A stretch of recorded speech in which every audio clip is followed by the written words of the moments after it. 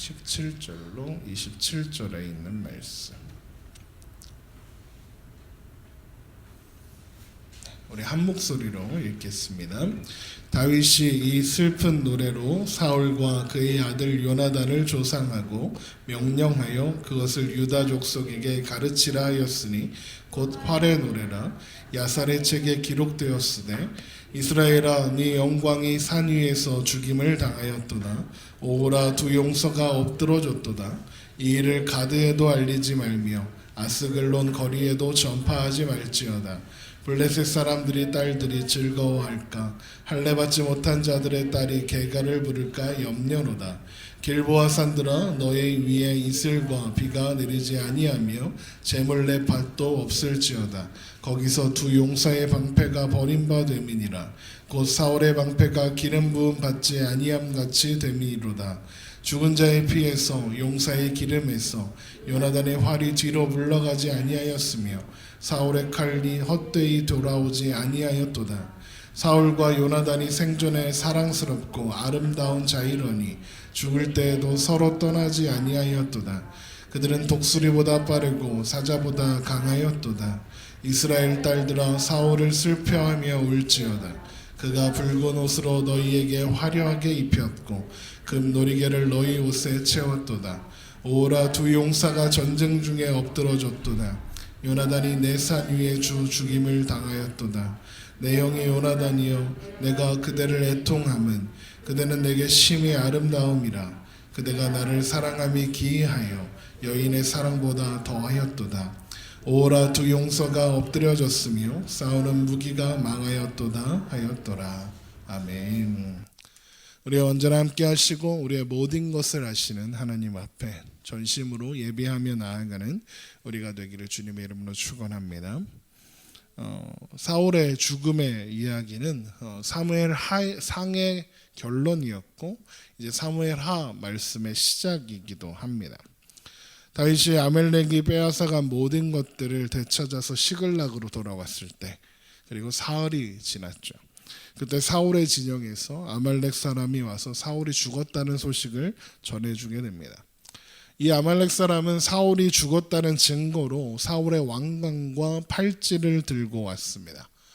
이 두 가지는 왕권을 상징하는 물건들이었죠. 전투가 벌어졌던 길보아산에서 다윗이 있었던 시글락이라는 곳까지 꼬박 사흘이 걸려야 도착할 수 있는 곳이라는 것을 감안해 보면 이 사람은 사울이 죽는 것을 보자마자 다윗에게 달려온 것입니다. 즉 다윗에게 사울의 죽음을 제일 첫 번째로 알리는 사람이 되려고 했다는 것입니다. 사울의 죽음이 다윗에게 기뻐할 만한 일이 될 것이다 라고 생각했기 때문이죠. 그래서 이 사람은 더 많은 보상을 받기 위해서 사울 왕을 내가 죽였다라고 이야기하기까지 했습니다. 자, 이제 다윗에게 기쁜 소식을 전해 주었으니 다윗은 자신에게 상을 내리고 한 자리라도 줄 줄 알았더니 다윗의 반응이 예상했던 것과 너무 달랐습니다. 우리 11절을 한번 보세요. 사무엘하 1장 11절입니다. 이에 다윗이 자기 옷을 잡아 찢음에 함께 있는 모든 사람도 그리하고 사울과 그의 아들 요나단과 여호와의 백성 이스라엘 족속이 칼의 죽음으로 말미암아 저녁 때까지 슬퍼하며 울며 금식하니라. 이렇게 되어 있습니다. 다윗은 슬퍼합니다. 다윗은 울었습니다. 사울과 요나단의 죽음 앞에 그리고 하나님의 백성들의 죽음 앞에 울었습니다. 그리고 스스로 사울을 죽였노라 말하는 그 아말렉 사람을 처형합니다. 사실은 아말렉 사람이 죽이지는 않았습니다. 다윗도 그 사실을 알고 있었습니다. 그런데 그 입술의 증언 때문에 죽게 됩니다. 내가 사울을 죽였다 말했기 때문이죠. 사울이 죽고 다윗으로 하여금 새로운 나라가 시작되는 그 시점에 아말렉 사람은 타협을 요구한 겁니다.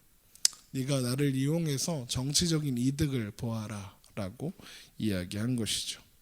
그래서 이 아말렉 사람의 죽음의 의미에는 중요한 의미가 있다 했습니다.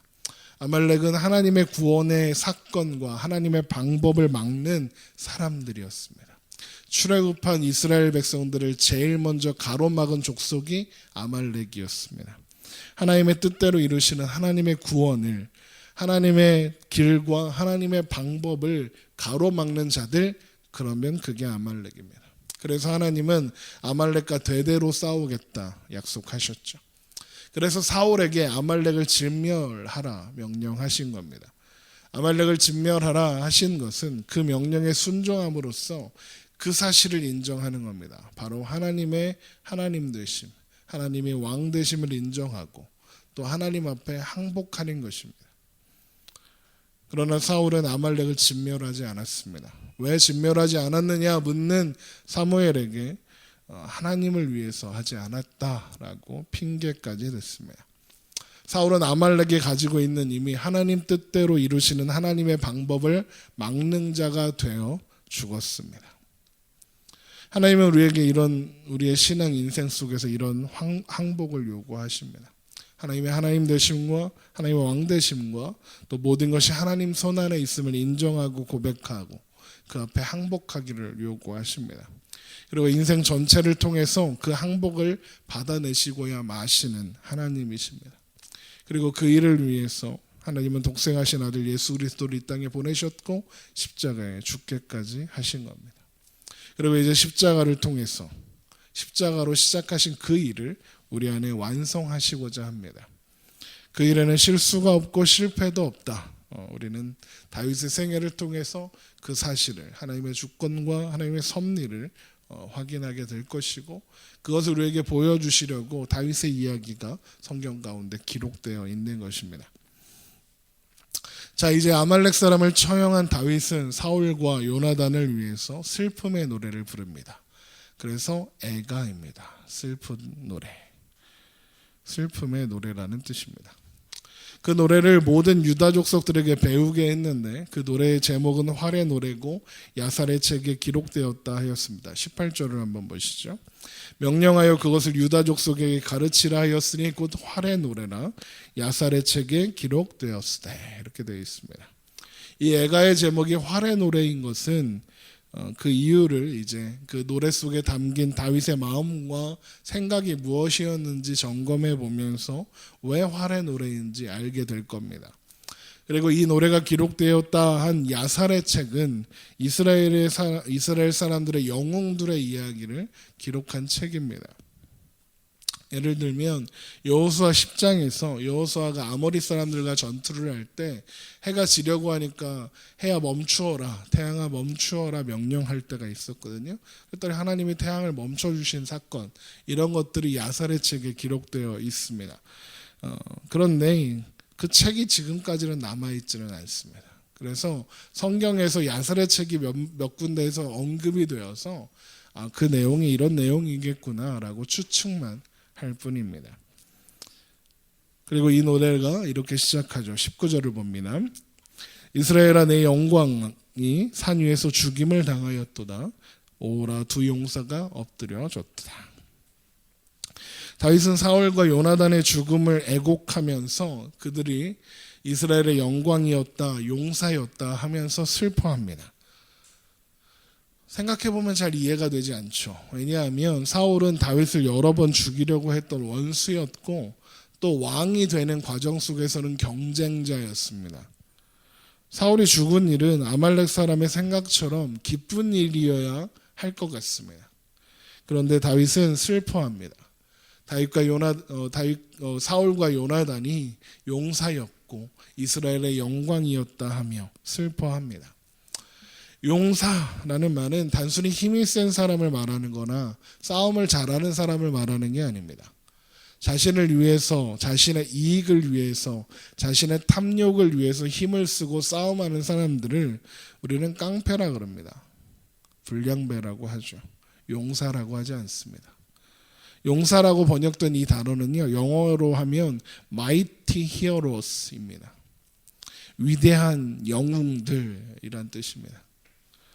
영웅들은 자신의 이익을 위해서 아니라 자신이 속한 나라와 자신이 속한 단체와 또 자신이 속한 지구를 위해 싸우는 존재들입니다. 그래서 어벤져스 뭐 이런 그 영화들을 보면 걔네들이 지구를 안 지킨다고 뭐라 할 사람 아무도 없는데 열심히 지키잖아요. 막 시간을 왔다 갔다 하면서 지키더라고요. 그 영화를 보니까. 자신의 힘을 가지고 사람들을 보호하고 지키는 사람을 히어로라고 하지, 그 힘을 가지고 사람들을 괴롭히면 영웅이라 안 그럽니다. 악당이라 합니다. 빌런이라고 하죠.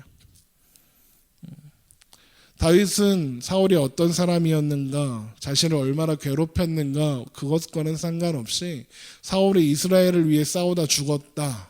그래서 이스라엘의 용사다라고 이야기합니다. 실제로 사울의 삶을 돌아보면 우리가 사울의 부정적인 면들만 부각해서 계속 보아와서 그렇지, 사울은 위대한 용사였던 게 맞습니다. 길르한 야베스를 구원했던 민족의 영웅이었습니다. 또 요나단은 어떻습니까? 혈혈단신으로 블레셋 진영에 들어가서 블레셋 진영들을 뒤흔들어 놓고 다 진 전쟁을 승리로 바꿔내는데 주도적인 역할을 한 사람이 요나단입니다. 그런데 그런 그들이 이제 패하여 죽임을 당하게 된 겁니다. 그래서 다윗은 이 일을 원수들에게 알리지 말라, 길보아산을 저주하며 이렇게 이야기합니다. 이것은 강한 슬픔을 이야기해요. 20절을 보세요. 이 일을 가드에도 알리지 말며 아스글론 거리에도 전파하지 말지어다. 블레셋 사람들의 딸들이 즐거워할까? 할례받지 못한 자들의 딸들이 개가를 부를까? 염려로다. 이렇게 되어 있죠. 여기서 가드와 아스글론은 블레셋의 땅입니다. 블레셋의 수도의 이름들입니다. 주요 도시들의 이름인데 거기에 알리지 말라 이렇게 얘기하기는 겁니다. 왜? 그걸로 인해서 걔네들 기뻐할 거다 이런 겁니다. 그거 싫다 이겁니다. 물론 사울의 죽음은 이미 블레셋 땅에 알려졌고 그 시체가 가드와 아스글론 거리에서 모욕당한 바 있습니다. 그러나 그럼에도 불구하고 하나님께서 그 수치를 가려주기를 바란다 이야기하는 거죠. 그러면서 길보아산을 저주합니다. 그곳에서 사울과 요나단이 죽었기 때문이죠. 그 땅이 슬픈 겁니다. 한 나라의 용사가 죽었다는 것은 적국에게 기쁨이 될 뿐이고 길보아산에서 그들이 죽었으니까. 그러면서 사울과 요나단이 얼마나 훌륭한 사람이었는가, 용맹한 전사였는가 표현합니다. 22절을 보세요. 죽은 자의 피에서 용사의 기름에서 요나단의 활이 뒤로 물러가지 아니하였으며, 요나단의 활이 실패하지 않았다는 겁니다. 적군의 그 목을, 그 피를 반드시 냈다는 거죠. 또 사울의 칼이 헛되이 돌아오지 않았다. 그냥 허공을 치지 않았다는 얘기입니다. 23절 보세요. 사울과 요나단이 생전에 사랑스럽고 아름다운 자이로니 죽을 때에도 서로 떠나지 아니하였도다.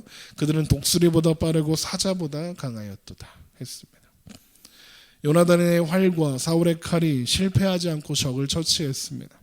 그들은 독수리보다 빠르고 사자보다 강한 용사였다 이야기합니다. 24절을 보세요. 이스라엘 딸들아 사울을 슬퍼하며 울지어다. 그가 붉은 옷으로 너에게 화려하게 입혔고 금노리개를 너희 옷에 채웠도다 하였습니다. 이것은 사울 치하에서 이스라엘이 부귀영화를 누렸다는 얘기입니다. 쉽게 얘기하면 뷰와 명성을 누렸습니다. 블레셋의 노예였던 그런 존재들에 불과했던 이스라엘 백성들이 사울 치하에 그래도 나라다운 나라 세워가며 너희들 잘 먹고 잘 살게 해줬다 이야기하는 겁니다. 계속해서 보죠. 25절 봅니다. 오라 두 용사가 전쟁 중에 엎드려졌도다. 요나단이 내 산 위에서 죽임을 당하였도다. 내 영 요나단이여 내가 그대를 애통함은 그대는 내게 심히 아름다움이라 그대가 나를 사랑함이 기이하여 여인의 사랑보다 더하였도다. 다시 한번 두 용사의 죽음을 애통하면서 특별히 요나단에 대한 이야기를 하죠. 요나단이 다윗에게 베풀어준 사랑은 놀라운 것이었습니다. 자신의 왕위를 빼앗을 수도 있는 그런 존재인 다윗을 자신의 모든 것을 바쳐서 사랑한 사람이 요나단이었습니다. 다윗이 받은 그 사랑과 은혜를 추억하면서 슬퍼하는 겁니다. 그리고 이제 노래가 이렇게 마무리되죠. 27절입니다. 오라 두 용사가 엎드려졌으며 싸우는 무기가 망하였도다 하였더라. 그래서 이 시 전체를, 이 노래 전체를 보면 두 용사가 엎드러졌도다 라고 하는 말이 반복되고 있죠. 그게 핵심인 겁니다. 용사인 사울과 요나단이 죽었다는 겁니다. 그들은 이스라엘을 위해서 목숨을 걸고 싸운 사람들입니다. 그들은 누구보다도 탁월한 능력과 아름다운 모습들을 가진 사람들이었습니다. 게다가 요나단은 사랑까지 탁월한 사람이었습니다. 그 누구와도 비교할 수 없는 사랑으로 다윗을 사랑해준 사람이었습니다. 다윗의 이 노래 속에는 그래서 다윗의 눈물이, 다윗의 슬픔이 깊게 배어 있는 겁니다. 자, 그러면 다윗은 왜 이런 애가까지 불러가며 사울과 그리고 요나단의 죽음을 슬퍼하며 눈물을 흘릴 수밖에 없는가? 그게 중요한 건 아니겠습니까? 다윗은 왜 이 두 사람의 죽음을 앞에서 그렇게 울어야 했을까요? 그것은 이 두 사람을 통해서 다윗을 보고 있기 때문에 그렇습니다. 다윗은 이 두 사람을 통해서 자신의 못남을 봅니다. 자신의 자격 없음을 보고 있습니다. 그러면 다윗이 누구예요? 골리앗을 때려잡은 사람입니다. 골리앗이 사람들을 두렵게 할 때, 그래서 아무도 나가 싸울 자가 없을 때 믿음으로 골리앗을 대적하고 물리친 사람이 다윗입니다. 모두가 두려워하고 있는 골리앗 앞에 주눅들지 않고 담대하게 나가서 싸워서 승리했습니다. 그리고 그 승리에는 멋진 신앙 고백도 남겨두었습니다. 우리 사무엘상 17장으로 돌아가서 한번 보세요. 사무엘상 17장 45절.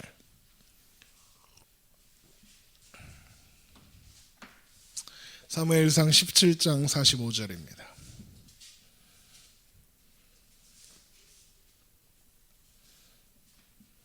사무엘상 17장 45절. 다윗이 블레셋 사람에게 이르되 너는 칼과 창과 단창으로 내게 나아오거니와 나는 만군의 여호와의 이름 곧 내가 모욕하는 이스라엘 군대의 하나님의 이름으로 내게 가노라. 이 고백은 하나님의 일은 칼과 창과 단창과 힘에 있는 것이 아니다. 하나님의 오른손에 있다. 하나님의 주권과 하나님의 인도하심 속에 있는 것이다 라는 고백이었습니다. 이 사실을 그 누구보다도 확신하며 하나님을 신뢰했던 사람이, 그래서 골리앗이라는 거대한 적군 앞에서 두려워하지 않았던 것이 다윗이었습니다. 그런데 지금 다윗이 뭐하고 있습니까? 그랬던 다윗이 지금 뭐하고 있습니까? 능력도 없고 가진 것도 없는 자들과 광야를 떠놀며 어느새 다윗의 무리들도 용사가 되어 있었습니다. 힘이 생기고 능력도 생겼습니다. 그런데 힘이 생기고 능력이 생기니까 어떻게 변했습니까? 편해지고 싶었습니다. 광야를 벗어나고 싶었습니다. 그래서 선택한 방법이 뭐예요? 블레셋으로 간 겁니다. 가면 안 되는 곳으로 간 거예요. 자기들의 욕심을 위해서, 자신의 편안함을 위해서 이방 민족인 블레셋에 가서 거기서 안식처를 삼은 겁니다. 이방 민족의 그늘에 살기 위해서 다윗이 얼마나 많은 타협들을 하게 됩니까? 블레셋의 아기스 왕 밑에 들어가서 거짓말을 일삼으며 거짓 충성을 맹세해야 했습니다. 모르기는 몰라도 블레셋의 신들에게 절도 했을 겁니다. 그래야 거기 살 수 있었으니까요. 그 안에서 그럼에도 불구하고 다윗은 자신의 세력을 확장하고 자신의 그 세력을 모으는 데만 집중했습니다. 그게 답니까? 블레셋과 이스라엘, 지금 사울과 요나단이 죽은 이 전투가 벌어질 때 다윗이 누구의 진영에 있었습니까? 블레셋 진영에 있었습니다. 블레셋과 함께 이스라엘과 싸우겠다고 전쟁에 나갔던 사람입니다. 이스라엘과 싸우면 안 되는 존재가 이스라엘과 싸우겠다고 전장에 있었습니다. 하나님의 주권과 능력을 선포하던 다윗은 어디 가고 자신의 경험과 능력과 자신의 계획만 생각하는 사람이 되어버린 겁니다. 골리앗 때려잡던 다윗은 이제 없습니다. 다윗이 블레셋 방백들의 반대로 억지로 시글락으로 돌아왔습니다. 전투에 참여를 못하죠. 하나님께서 그렇게 막으신 겁니다. 이스라엘과 싸우지 말라고. 그런데 돌아와 보니 어떻습니까? 다 뺏겼습니다. 자신이 그동안 모아놨던 모든 것들을 아말렉 족속이 쳐들어와서 다 빼앗아가고 가족들도 다 데려가 버렸습니다. 그 앞에서 울었던 다윗입니다. 자신의 한없는 자격 없음을 확인하고 그 앞에서 울었던 다윗입니다. 그 좌절 앞에, 그 실패 앞에 하나님은 다시 한번 다윗의 손을 잡으셨습니다. 다윗의 삶을 이끌어 아말렉을 다윗의 손에 붙여주셨습니다. 그래서 아말렉을 진멸하고 돌아온 다윗입니다. 여러분, 누가 죽어야 하겠습니까? 이스라엘을 위해서 목숨 걸고 싸운 사울과 요나단입니까? 아니면 자신의 편안함을 위해서, 자신의 욕심을 위해서 이방민족 블레셋과 섞여 살면서 온갖 죄를 다 지은 다윗입니까? 여러분, 누가 죽어야 하겠습니까? 독수리 같고 사자같이 이스라엘을 위해서 끝까지 싸웠던 사울과 요나단입니까? 사울과 요나단에 비하면 능력 없고 보잘것 없고 내세울 것 없었던 다윗입니까? 여러분, 누가 죽어야 할 것 같습니까? 조건 없는 사랑으로 다윗을 끝까지 사랑한, 그래서 진정한 사랑이 무엇인지 그의 삶으로 증명해낸 요나단이 죽어야 합니까? 아니면 그 사랑을 받고도 이스라엘과 기꺼이 싸우려고 했던 다윗입니까? 누가 죽어야 하겠습니까? 다윗이 죽어 마땅합니다. 훨씬 다윗이 죽어 마땅합니다. 그들의 죽음 앞에서 다윗은 질문하는 겁니다. 왜 하나님은 내가 아니라 그들을 죽이셨는가? 왜 하나님은 그들이 아니라 나를 살리셨는가? 라고 질문하고 있는 겁니다. 내가 죽어야 하는 존재였다. 확인하는 겁니다. 아말렉에게 시글락에 있는 모든 것들을 빼앗겨 버리고 절망 속에 있을 때 하나님은 하나님의 은혜로 그 위기에서 벗어나게 하셨습니다. 그 일을 강렬하게 기억하고 있는 다윗입니다. 그 다윗에게 이스라엘의 두 용사의 죽음은 하나님은 왜 이렇게 자격 없는 나를 살려두시고 그들을 죽이셨는가라는 그 질문 앞에 서게 된 겁니다. 다윗은 그들의 죽음 앞에서 자신이 죽을 수밖에 없는 죄인임을 확인하고 자신의 자격 없음을 확인하고 그 앞에서, 그 자격 없음 앞에서 처절하게 울고 있는 겁니다. 그래서 다윗은 그 누구보다도 사울과 요나단의 죽음을 슬퍼하며 눈물의 노래를, 다윗의 애가를 부르고 있는 겁니다. 여러분, 우리는 어떻습니까? 우리도 다윗 같은 고백이 있었습니다. 하나님은 우리의 인생의 어느 때에 우리에게 찾아오셨습니다. 놀라운 사랑과 은혜를 보여주셨습니다. 우리를 구원하셨고 우리에게 믿음을 허락하여 주셨습니다. 우리는 그 앞에서 하나님이 왕이십니다, 하나님만이 나의 구원자이십니다 고백했습니다. 인정했습니다. 우리는 골리앗 앞에 선 다윗의 고백을 가지고 있는 사람들입니다. 우리 다 압니다. 하나님이 왕이시고 하나님만이 창조주시고 하나님만이 구원자시며 하나님만이 힘이시고 능력이시며 복의 근원이고 하나님이 하시고자 하시는 일은 그 누구도 실패하게 할 수 없다는 것, 그 일에는 실수도 실패도 없다는 것 우리 다 알고 있습니다. 그런데 여러분, 우리는 우리의 신앙 여정 속에서 그 고백을 지킬 힘이 없습니다. 삶의 현실들 앞에서 믿음의 고백보다 현실이 더 중요해질 때가 훨씬 많습니다. 그래서 우리는 어떤 선택을 합니까? 타협을 합니다. 그리고 그 못남 때문에 슬퍼합니다. 그러다가 슬퍼하면 다행이거든요. 근데 그 슬픔이 너무 힘들어서 외면하려고 합니다. 적당히 타협해서 그래, 이게 맞는 거다. 어떻게 사람이 말씀대로만 사냐? 그 타협 끝에 서게 됩니다. 그러다 신앙의 양심이 늘 찔립니다. 내가 하나님을 믿기는 믿는가? 내가 하나님을 알기는 아는가? 그냥 교회만 다니는 것은 아닌가? 그렇게 회의하게 됩니다. 그러다가 우리가 어떤 소식을 듣게 되냐면, 내가 열심히 기도만 했더니 자식들이 공부를 저절로 잘하고 신앙도 잘 지키다. 기도 안 한 것도 다 이루어지더라. 자식들이 저절로 서울대 가더라. 하버드도 가더라. 가서 장학금도 받고 잘 다니더라. 나는 기도밖에 한 게 없다. 사업이 술술 잘 풀리고 진급도 저절로 되더라. 하나님이 복에 복을 더하여 주시더라. 그런 이야기를 듣게 됩니다. 그런 이야기를 들으면서 우리가 무슨 생각합니까? 아, 나도 저렇게 하면 되는구나. 누가 했더니 되더라. 아, 저 사람은 새벽 예배를 한 번도 안 빠지고 했다더라. 야, 그러면 나도 한번 해보자. 난 3일 하고 실패하고. 아, 나는 안 되나 보다. 에이구, 난 틀렸다. 누가 했더니 되더라. 누가 이렇게 했더니 되더라. 여러분, 제가 보증합니다. 그렇게 해보십시오. 절대 안 됩니다. 제가 장담합니다. 여러분, 해보십시오. 의심가면 정말 해보십시오. 10의 2조, 10의 1조 안 돼요. 11조 갖고 어떻게 합니까? 10의 2조에 3조는 해야지. 구원이 공짜입니까? 네. 어렵게 모은 전 재산을 선교를 위해서 다 써보십시오. 그리고 기다려 보십시오. 나에게도 그 사람들 같은 일이 일어나라 안 일어나라. 해보세요. 놀랍게도요. 그런 일은 잘 안 일어납니다. 왜 그럴까요?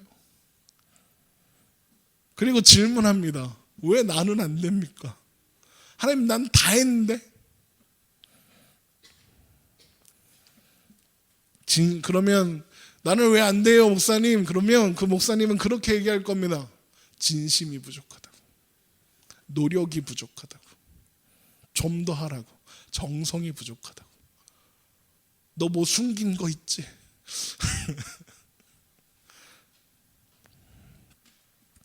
얼마 전에 어떤 청년이 첫 월급을 받았다면서 첫열매 헌금이라는 걸 하고 싶다고 연락이 왔습니다. 그래서 첫열매가 뭐냐면 첫 월급을 이야기하는 거거든요. 그 첫 월급의 일부를 저희 교회에 헌금하고 싶습니다. 목사님 계좌번호를 좀 알려주십시오. 그래서 알려줬습니다. 그래요, 잊어버렸습니다. 왜냐하면 일부라고 했잖아요. 얼마 안 되겠구나. 뭐 한 11조 정도? 그러면 첫 월급 얼마 받았겠습니까? 몇백만 원 받지 않았을 거 아닙니까? 대충 하면 한 10몇만 원 받았겠구나.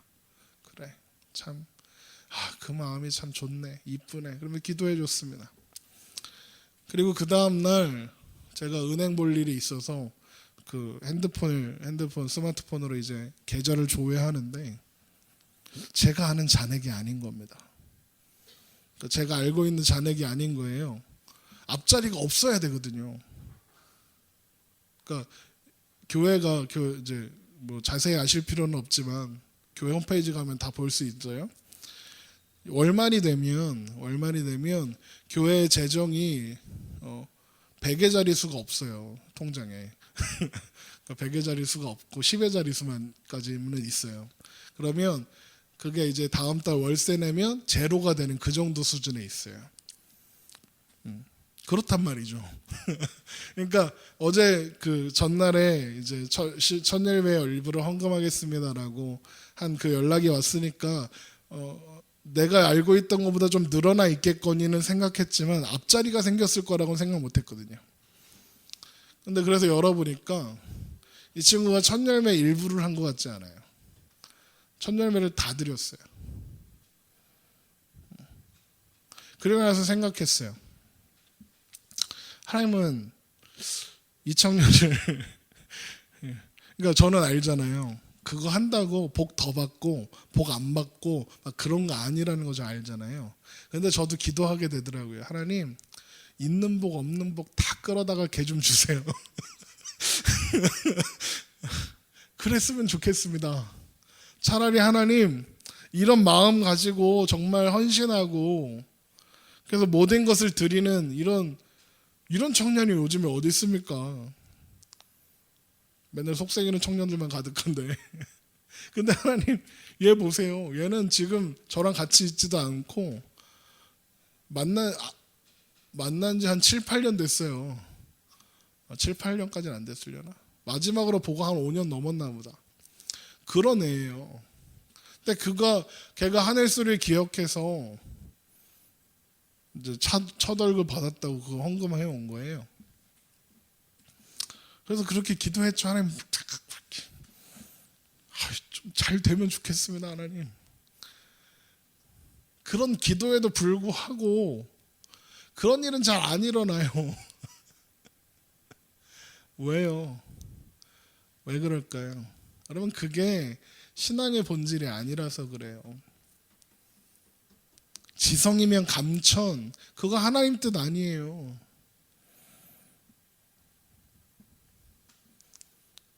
여러분, 그런 거 좋아하는 사람들하고 얘기할 필요 없어요. 그런 거 좋으면 그런 거 좋아하는 교회를 가면 되죠. 가서 열심히 헌금하고 하세요. 이런 말 하면 안 되는데. 여러분 이렇게 헌금하면 하나님 복 주셔서 잘 되고 합니다. 그래야 사람들이 온다는데. 우리 교회 그래서 사람이 없나 봐. 그 사람들하고 씨름할 필요 없어요. 우리는요, 다윗의 길을 걸어가는 사람들이에요. 우리는 다윗의 길을 걸어요. 다윗은 자격 없는 사람의 대표잖아요. 다윗은 하나님께서 자격 없는 사람을, 못나고 바보 같은 사람을, 도대체가 답 안 나오는, 견적 안 나오는 사람을 어떻게 세워서 하나님의 능력과 하나님의 은혜와 하나님의 사랑으로 하나님이 약속한 자리로, 승리와 영광의 자리로 데려가시는가를 보여주는 대표 인간이 다윗이에요. 우린 다윗 같은 사람이에요. 하나님을 향한 열심을 지킬 힘도 없어요. 보상도 잘 없어요. 열심히 해도 잘 안 돼요. 다윗 보세요. 믿음 잘 지켰잖아요. 근데 돌아온 게 뭐예요? 사울의 창이에요. 믿음 잘 지켰잖아요. 근데 다윗한테 돌아온 게 뭐예요? 광야예요. 개고생했다고요. 그래서 어떻게 해요? 그만한다. 내가 광야 때려친다. 내가 하나님 필요 없다. 내가 블레셋 간다. 이러고 간 거잖아요. 그런데 그게 우리라고요. 다윗은요, 하나님 없으면 벌써 죽었어요. 우리도 마찬가지예요. 그 누구보다도 하나님이 필요한 사람들이에요. 그 누구보다도 하나님이 필요한 존재라는 걸 우리 삶에서 자꾸 깨닫게 하시려고 광야로 들여보냈다가 블레셋도 보냈다가 그랬다가 잘 나가는 것 같다가 망했다가 막 그래요. 여러분, 그 마음이요, 그래서 난 도대체 뭐야, 나는 도대체 견적이 안 나오는 인생이네 라는 걸 깨닫는 마음이, 그 애통한 마음이 뭐냐 하면 예수님께서 말씀하신 심령이 가난한 거예요. 애통한 거예요. 난 도대체가 견적이 안 나오는구나. 난 답이 없구나. 하나님 없으면 나 어떡하냐. 그 마음이 심령이 가난한 거예요. 마태복음 5장 3절 한번 보세요. 마태복음 5장 3절입니다.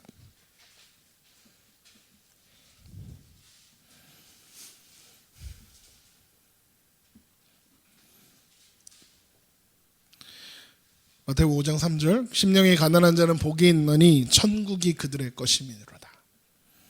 여러분, 심령이 가난한 게 그거예요. 나의 무능함 앞에 좌절하는 거예요. 나는 왜 안 되지? 그거 앞에서 좌절하는 거예요. 우리가 신앙적으로 힘들 때 언제예요? 이런 거예요. 하나님이 뭘 원하시는지 알겠어. 하나님의 기뻐하시는 뜻이 뭔지 알겠어. 그런데 그걸 감당을 못 하겠어.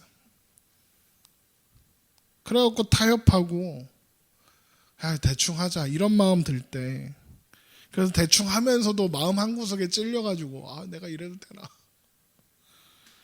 그런 신앙적인 자괴감 때문에 힘든 거잖아요. 나는 왜 예수 믿는 놈인가? 난 정말 예수 믿는 사람이 맞는가? 그런 생각 들죠. 그러다가 어떤 사람들은 좌절해요. 좌절해서는 뭐라 그러냐면, 그래, 난 하나님을 안 믿는 거야. 교회 가서 뭐해? 떠나자. 하나님 있는 거 알면 됐지 뭐. 그런데 그 반대예요, 여러분. 그 좌절은요, 하나님 믿는 사람이라서 오는 거예요. 하나님 안 믿는 사람은 그런 좌절 안 해요. 그런 거 신경 하나도 안 써요. 하나님을 아는 사람이라서 그런 좌절이 찾아오는 거예요. 그런 고민이 찾아오는 거고요. 그런 문제들이 찾아오는 거예요. 하나님 모르고 하나님 믿지 않는 사람은, 신앙이 없는 사람은 그런 것 앞에 고민하지 않아요. 그런 것 앞에 좌절하지 않아요. 그런 좌절이 왜 찾아왔느냐? 하나님이 우리 인생 가운데 찾아오셨거든요. 찾아오셔서 영혼을 살리셨어요. 그러니까 뭐가 살아나냐면 영적인 감각이 깨어나는 거예요. 영적인 감각은 생겼는데 복음을 살아갈 능력이 없어요. 그 능력은 하루아침에 생기는 게 아니거든요. 그러니까 이제 막 태어났는데 할 줄 아는 게 아무것도 없는 거예요. 그래서 우리는 어떻게 됩니까? 이중적인 신앙생활을 자꾸 해요. 세상에서는 세상 사람처럼 살고 교회 와서는 교회 사람처럼 살아요. 그래놓고 그러죠. 오호라 나는 공고한 자로다. 이 사망의 몸에서 누가 나를 건져내려. 그런데 여러분, 예수님은요, 그 능력 없음, 그 못남, 그게 복이래요. 그럼 놀랍잖아요. 그런 사람들만 천국을 가진대요. 천국이 심령이 가난한 자들의 것이니라. 왜? 그 감각이 우리가 애써서 만든 게 아니라서 그래요. 하나님이 우리 찾아오셔서 우리 안에 죽었던 영혼을 살려놓으셔서 그 감각이 생긴 거거든요. 그런데 하나님께서 살려주신 그 영혼의 감각대로 반응하기에는 우린 너무 답이 안 나오는 거예요. 너무 연약해요. 무능해요. 못해요. 우리는 아무리 애써도 세상에서 온전한 그리스도인이 못 될 거예요. 제가 장담해요. 맨날 실패할 거예요. 좌절할 거예요. 그래서 그것 때문에 자괴감도 들 거예요. 그런데 여러분, 그게 심령이 가난한 거라니까요. 천국이 저들의 거더라. 난 거지구나. 난 아무것도 없구나. 그걸 깨닫는 거예요. 그런데 뭐래요? 심령이 가난한 자가, 거지 같은 애가 복이 있도다. 천국은 이런 자들의 것이다. 거지들이. 우린 다 거지들인 거야.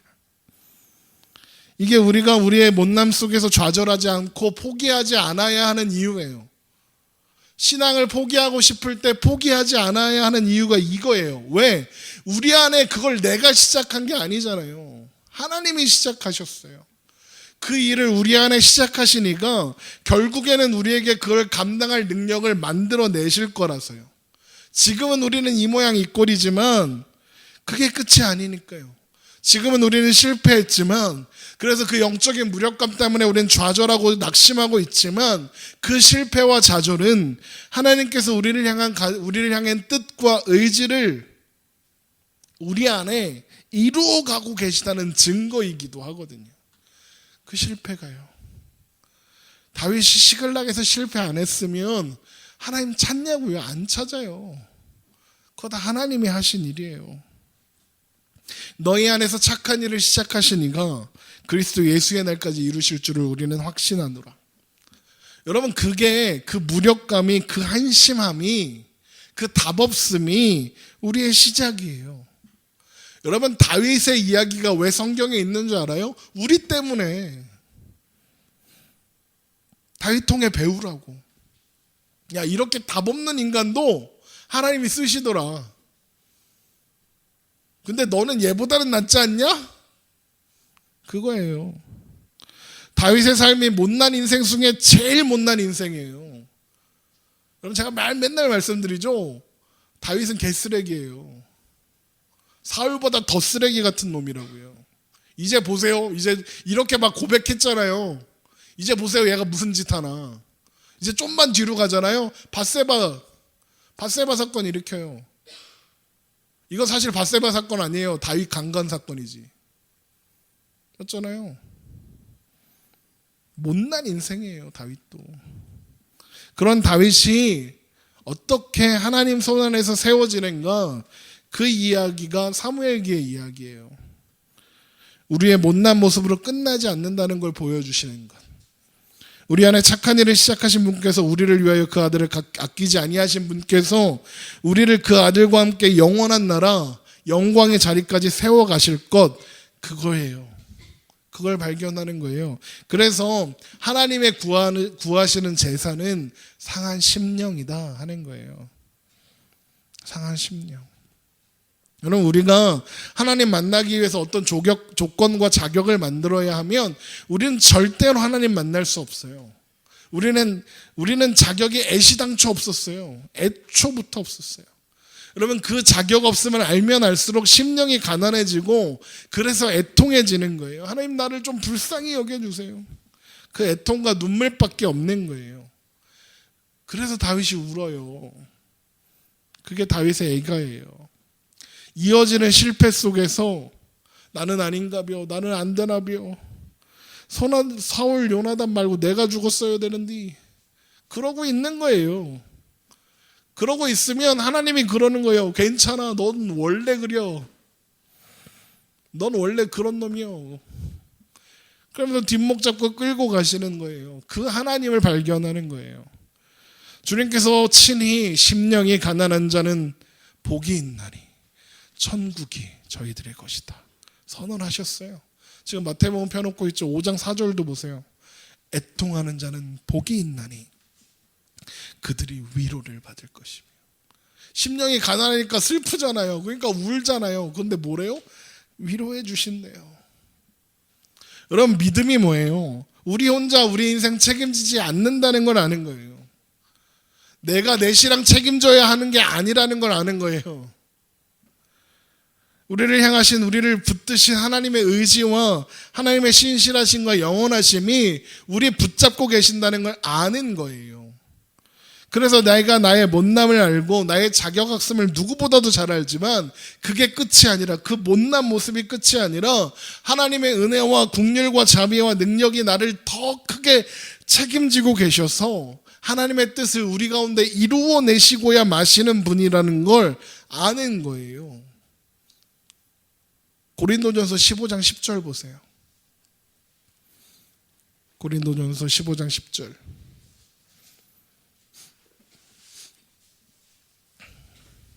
고린도전서 15장 10절입니다. 그러나 내가 나된 것은 하나님의 은혜로 된 것이니 내게 주신 그의 은혜가 헛되지 아니하며 내가 모든 사도보다 더 많이 수고하였으나 내가 한 것이 아니요 오직 나와 함께 하신 하나님의 은혜로라.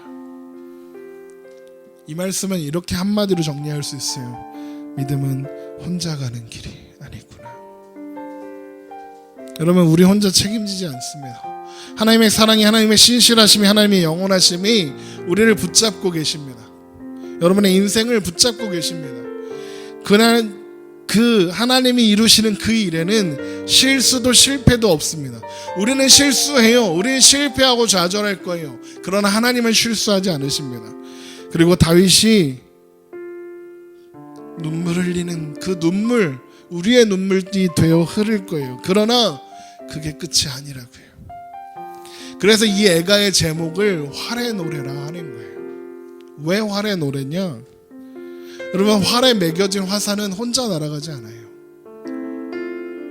화살이 혼자 날아가고 싶다고 날아갈 수 있어요? 못 날아가요. 활에 매겨져야 날아가는 거예요.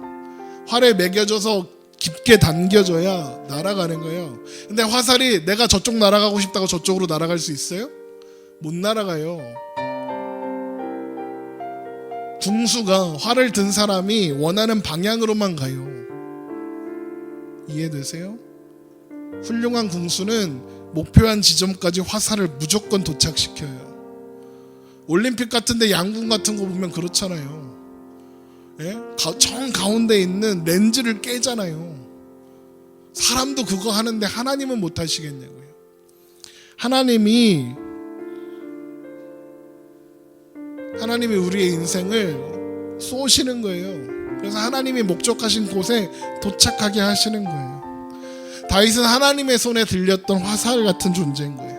단 한 번도 목표한 곳에 화살이 도달한 적이 없는 분이신 하나님, 한 번도 그리고 영원히 실수하거나 실패하지 않으실 하나님의 활에 당겨져 있는 화살 같은 존재, 그래서 활의 노래인 것 같아요. 여러분, 그리고 그 하나님 손에 우리의 삶이 그 하나님의 선하신 손 안에, 실패 없으신 하나님의 손 안에 달려있어요. 여러분, 그 누구보다도 자격 없던 우리의 삶이 얼마나 놀라운 은혜와 사랑 안에 인도함을 받고 있는가를 여러분 기억하세요. 우리를 결국에는 하나님이 계획하신 승리와 완성의 자리까지 데려가실 것을 기대하세요.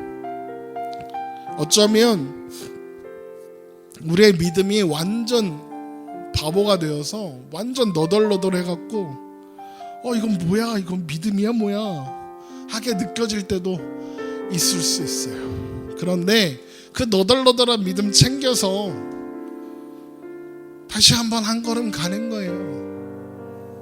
왜요? 그 믿음을 온전케 하실 하나님께서 우리 손 붙잡고 이끌어가고 계시니까요.